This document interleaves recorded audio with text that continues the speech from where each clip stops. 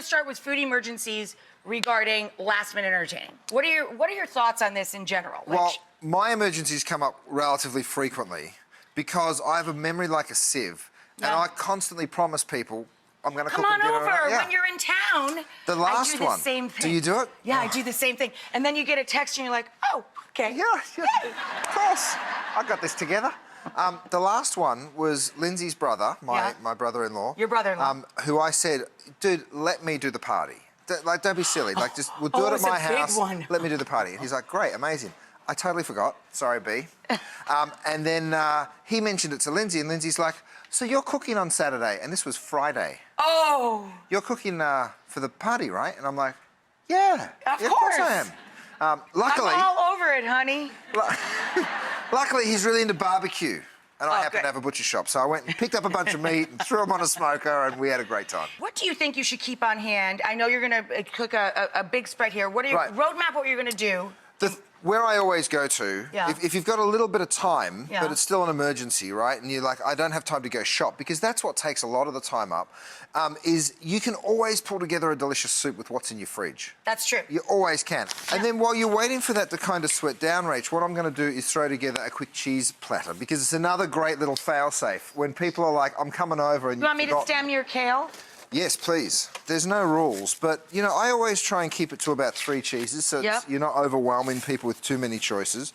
A big piece of Parmigiano Reggiano like this. The king of all cheeses. I mean, you know, it's a hard cheese, and when I first got to the States, I was probably like, no, you shouldn't serve hard cheeses before dinner. I've forgotten about all that stuff. You can eat hard cheese anytime. And you can eat cheese before and after dinner. Cheese is our favorite dessert. Yeah. In my house. Fabulous.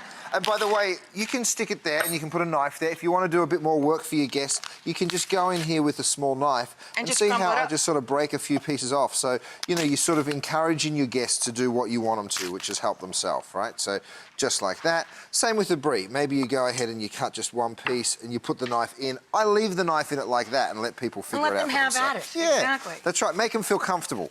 Soft goat's cheese. So you've got a soft brie, a hard Parmesan, very salty and bitey. The soft brie is a little more mild, and then the goat's cheese. This piece is completely ugly. Or very horrible.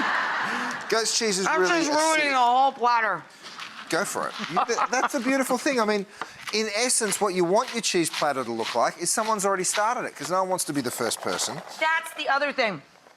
Don't organize things to look all pretty and all in a row. Make it look messy so people get in there. It's so true. You want them to eat, right? If you've got dried fruits, use dried fruits. If you don't, use fresh fruits. It's okay. There's no rules with it. I've got some dates. I've got some candied fruits here, some candied pears.